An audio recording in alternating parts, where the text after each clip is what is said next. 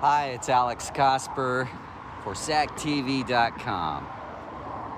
Oh, this is my first video of 2026.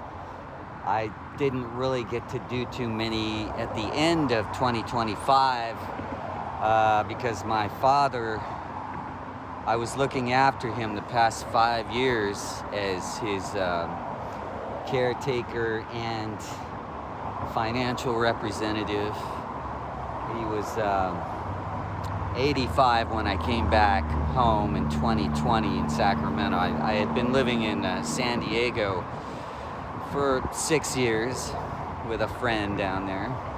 And 2020 was the year of COVID. Lots of stuff went wrong in 2020. And I decided it would be a good time to come back home and take care of my dad, who didn't really have any assistance other than his neighbor could help him from time to time. But my dad needed, someone on a daily basis to help him, and the only one who was capable of doing that at the time was me.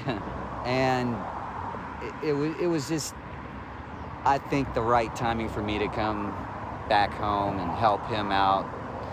He was 85 at the time, and then over the next 5 years, I was there to go to the store for him all the time, take him to the hospital whenever he needed it, which was frequently, and to really take care of, just household items all the time. And, he was still the boss of the house, like he always was. It was the house I grew up in Sacramento.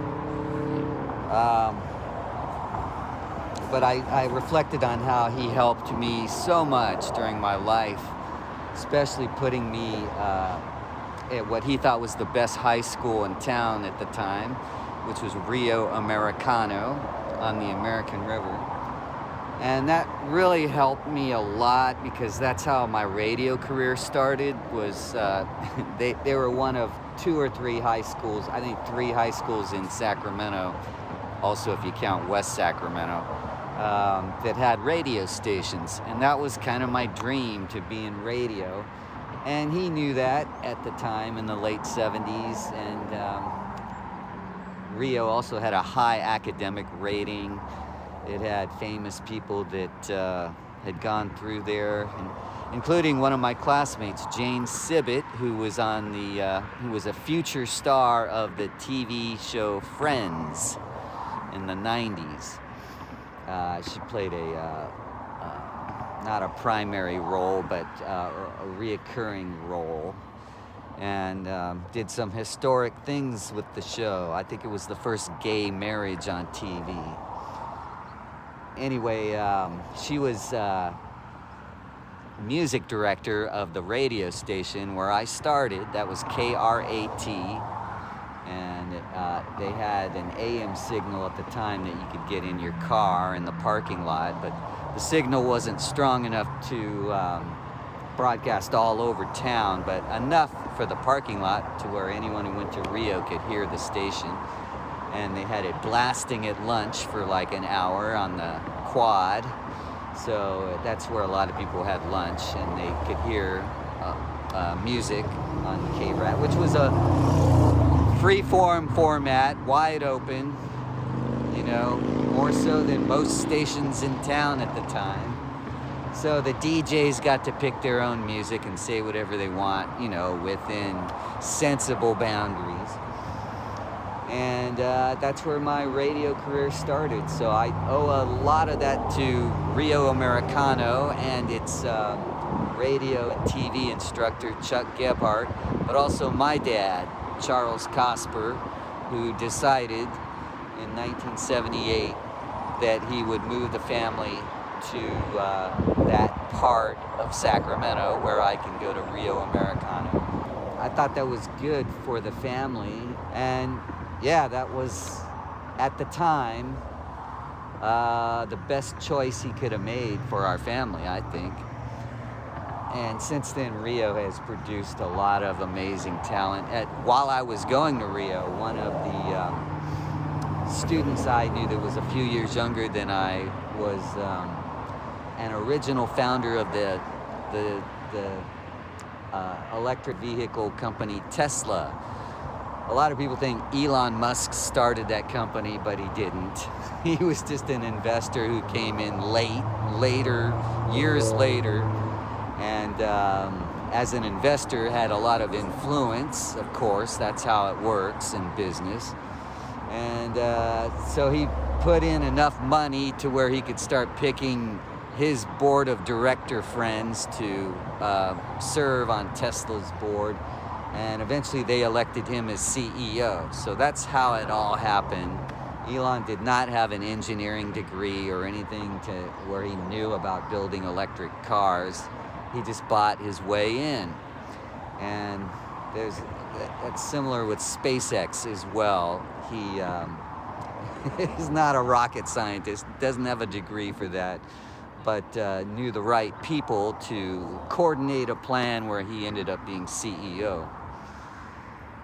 And so anyway, I just want to say that Rio was a really fascinating high school to go to on the American River. That's where I am right now, making these videos for SAC TV.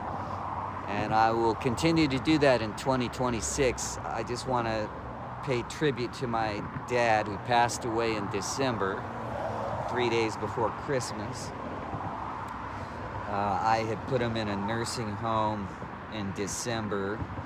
He just had so many ailments to where he needed medical assistance 24/7. It was beyond what I could provide. And but the doctors didn't give him much time, so that was it. And I just want to say he did a lot of good for me, and it just makes me think of how the past 5 years I got to be a lot closer to him and understand what he did for the state of California, in which he worked for Caltrans, the California Department of Transportation, which is right across the street from the Capitol on N Street. And they had a lot to do with the building of I-5 was a big project of Caltrans. My dad was on studies. He was a management analyst. In fact, he was considered a senior management analyst who was part of all kinds of statewide studies that sought to reduce expenses, especially after federal funding dried up and the state had to figure out how to save money on its own. It initiated the gas tax to pay for highways, the maintenance of roads and highways, but there wasn't enough federal funding after a while in the 70s onward to build new highways. Plus they found out it was destroying the environment, so they just stopped building highways by like the mid to late 70s and focused more on maintaining the highways. So my dad saved the state of California millions of dollars, and he got letters from governors who thanked him for his service, and he worked for the state in various capacities from 1961 to 1988, and then retired kind of at a young age, and pretty much lived a happy life after that. And in that time, like I say, the past 5 years, I got to know him a lot better, and he got to know, I got to know what he did for the state, and he got to know what I did for radio. I worked at Quad 106.5 in Sacramento for 1984 to 1989, and as a top 40 station, and then again from 1991 to 1996 as an alternative station.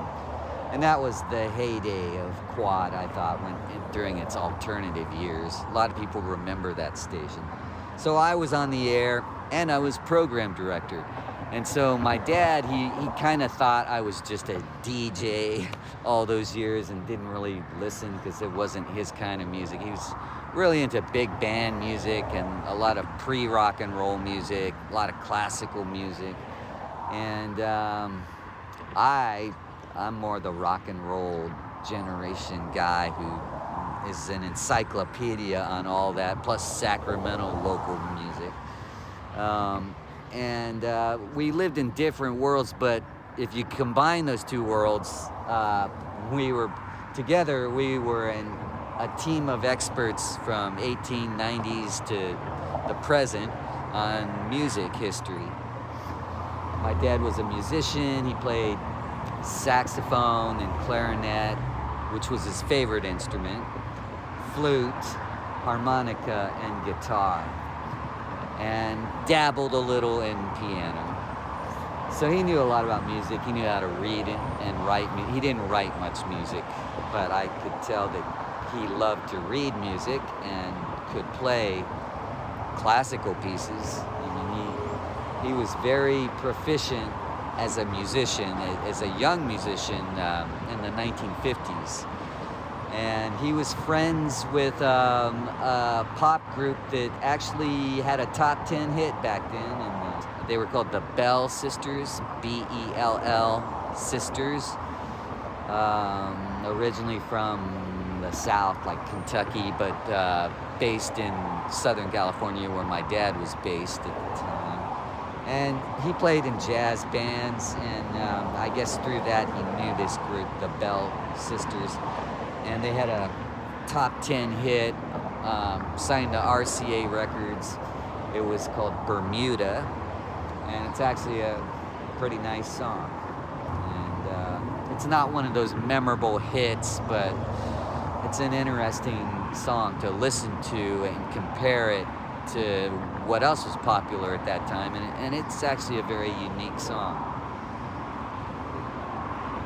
Anyway, my dad's influences in music and management, those were two big things that I think we had in common without knowing it too much at the time growing up all those years. But eventually, like I said, the past 5 years I got to know him a lot better. We talked a lot more, and we talked more about music than government or management, but he became aware that I was more than a DJ in radio, that I was a manager. And that's why I have all these plaques on my wall from record labels in helping start artists with airplay that those artists eventually sold millions of albums. So I was an early believer in a lot of artists, and if you do that, record labels will reward you with a plaque for whenever they hit like 1 million in sales, or 1 million, 2 million, 10 million, those kind of sales. And I have numerous, over a dozen. I even gave away some to friends because I had too many after a while, but he realized that's why I was hired by a Green Bay Packer in 1997 after I worked at Quad. I worked from Quad, again, my best years there were as program director and midday personality from 91 to 96.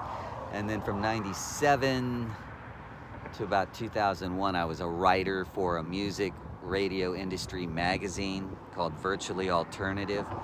But also from 97 to 98, I got hired as a operations manager, which is a step above program director, in Milwaukee, Wisconsin, where I got to run a station called WLUM, which stands for We Love You Milwaukee. That banner came from its owner, Willie Davis, who was a Green Bay Packer who played in the first 2 Super Bowls on defense. And he was legendary also because he also became a commentator on ESPN. Willie Davis hired me because of my success at Quad, which, you know, a lot of that had to do with my dad placing me at a school with a talented radio instructor at Rio Americano. So I owe that to my dad, my teacher, the people who hired me at Quad, and then Willie Davis hiring me in Milwaukee, Wisconsin. And that was a fun time where I got to hang out with Green Day again. We had them on one of our shows. And Green Day had told me in LA at a K-Rock show while I was programming Quad in Sacramento, they told me they listened to Quad even more than the San Francisco station, Live 105, because Quad boomed into the East Bay where they live. And they loved the fact that we played a lot of Green Day, but we also played a lot of rock that they loved. And we were more rockin' sounding than Live 105, which was a cool station, but leaned a lot more in the Euro dance direction and I guess the Euro pop and Euro rock. And we were much more local than they were. I mean, we played a lot of Northern California music on purpose because that's what I wanted to do. Anyway, it was a fun station. Again, I owe a lot of it going all the way back to my dad putting me in the right high school for my career trajectory, which I, you know, am proud of. And my dad eventually became proud of me too in that regard, just as I became proud of him working for the state of California. So that's it for now. I just want to let you know it was important for me to pay tribute to my dad and also thank the people who showed up at his service so that I could tell his story. That's it for now. We'll do more SAC TV commentaries here at the American River throughout 2026.